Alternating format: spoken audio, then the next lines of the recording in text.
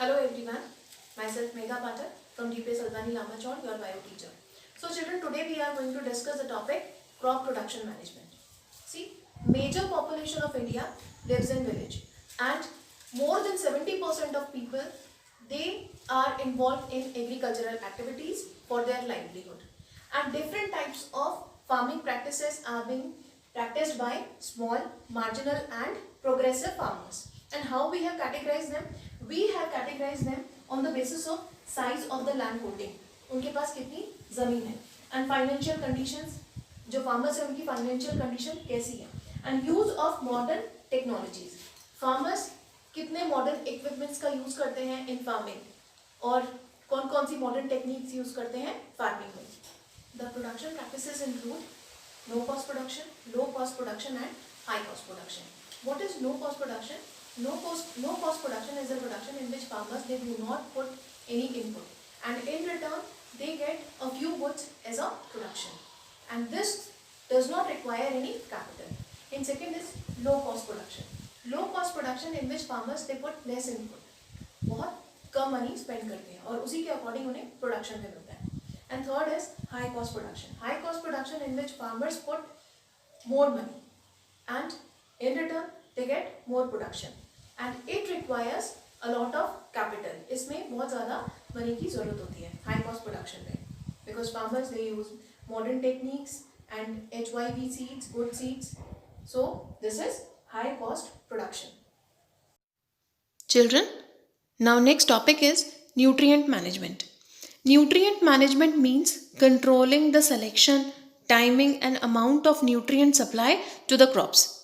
See, like living organisms, plants also require inorganic elements which are called nutrients. देखिए plants को भी nutrients की ज़रूरत होती है and there are 40 elements found in the plants ash, but only 16 elements of those are essential for plants, and these essential elements are required for plants for their growth and development.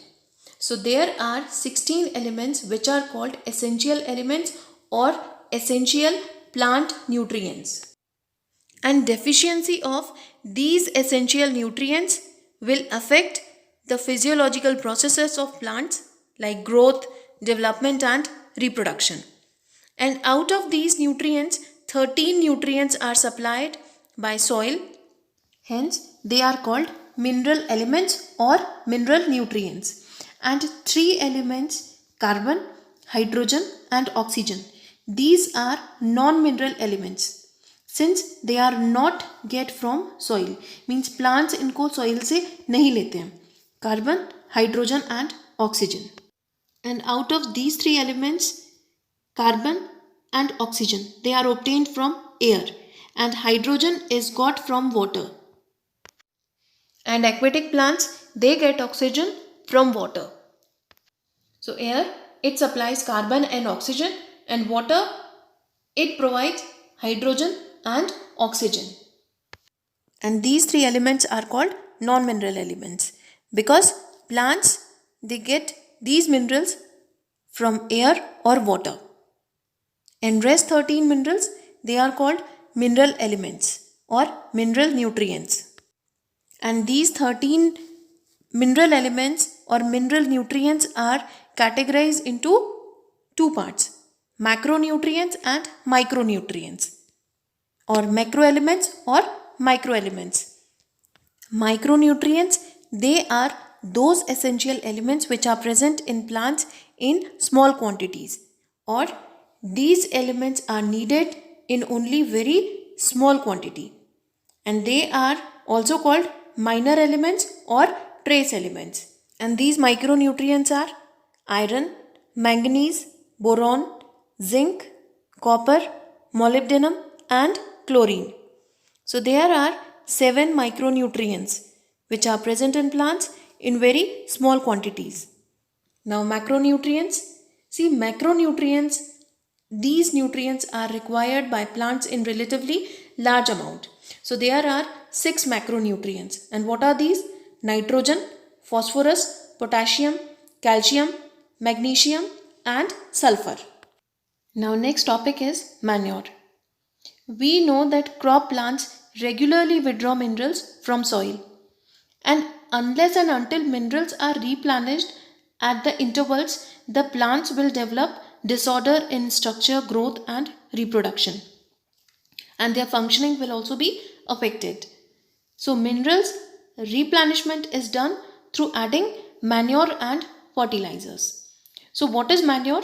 Manure is a partially decomposed organic matter derived from plants and animal waste which is added to the soil to increase its fertility. देखिए plants continuously minerals nutrients absorb करते हैं soil से, और अगर हम minerals और nutrients soil में time to time regular interval पे टाइम इंटरवल पे हम नहीं ऐड करेंगे तो सॉइल में इन न्यूट्रिएंट्स की डेफिशिएंसी हो जाएगी, और जिससे क्या होगा, जो क्रॉप प्लांट्स है उनकी ग्रोथ अफेक्ट होती है.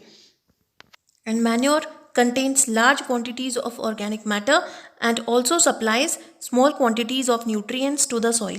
देखिए मैन्योर में क्या होता है, ज़्यादा जो क्वांटिटी होती है वो ऑर्गेनिक मैटर होती है जो कि ह्यूमस फॉर्म करता है. Humus, which is the topmost fertile layer of the soil, and manure is prepared by the decomposers like bacteria, fungi, and worms like redworms or earthworms.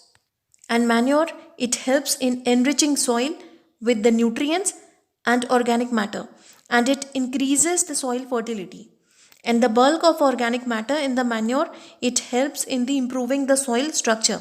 देखिए manure जो है ये ऑर्गेनिक है और ये सॉइल के लिए बहुत अच्छा होता है क्योंकि ये सॉइल का जो स्ट्रक्चर है उसको इम्प्रूव करता है.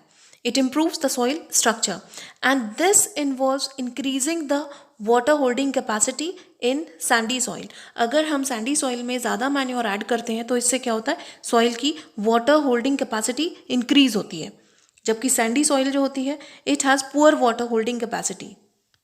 And in clay soil, the large quantities of organic matter helps in drainage and in avoiding water logging. देखिए क्लेई सॉइल में क्या होती है, वाटर लॉगिंग हो जाती है क्योंकि इसमें क्या होता है, it retains water, it holds water. लेकिन अगर हम इसमें मैन्योर ऐड करते हैं तो इससे क्या होता है, it helps in drainage and it avoid water logging, और जिससे जो पानी है उसका प्रॉपर ड्रेनेज होता है और इससे वाटर लॉगिंग नहीं होती है. We prepare manure from biological waste material. And by using biological waste materials as a manure, we recycle the waste and we are protecting our environment also. देखिए manure बनाने में बायोलॉजिकल वेस्ट होता है, चाहे वो फार्म वेस्ट हो या animal excreta हो, और उससे मैन्योर बनाई जाती है. और इस तरह से हम रिसाइकल करते हैं वेस्ट को और जिससे एक यूजफुल सब्सटेंस बनता है which is good for our environment because it protect our environment, क्योंकि इसमें जो वेस्ट है उससे एक यूजफुल मैटर बनाते हैं जो कि हमारे लिए भी अच्छा है और एनवायरनमेंट के लिए भी अच्छा है. So based on the kind of biological material used, manure can be classified into two groups. First is compost and vermi compost and second is green manure. So what is composting? It is the process in which farm waste material like livestock excreta, cow dung, and vegetable waste, animal waste, refuse domestic waste, sewage waste, straw eradicated weeds, etc. is decomposed in pits is known as composting.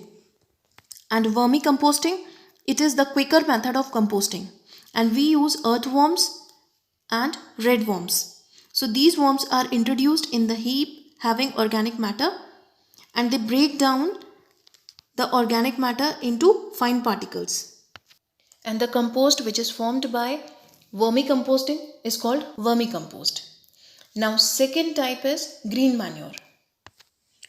Children, there are some plants like sun, hemp or guar. So these plants are grown and then mulched by plowing them into the soil. देखिए in plants को पहले बोया जाता है और soil में फिर ploughing कर दी जाती है, जिससे ये जो ग्रीन प्लांट्स है ये सॉइल में मिक्स हो जाते हैं. And afterwards these green plants turn into green manure which helps in enriching the soil in nitrogen and phosphorus. और उससे क्या होता है, ये जो ग्रीन प्लांट्स है इनसे ग्रीन मैन्योर फॉर्म होता है जिससे सॉइल नाइट्रोजन और फॉस्फोरस रिच हो जाती है. And these plants are sown before the sowing of the crop seeds.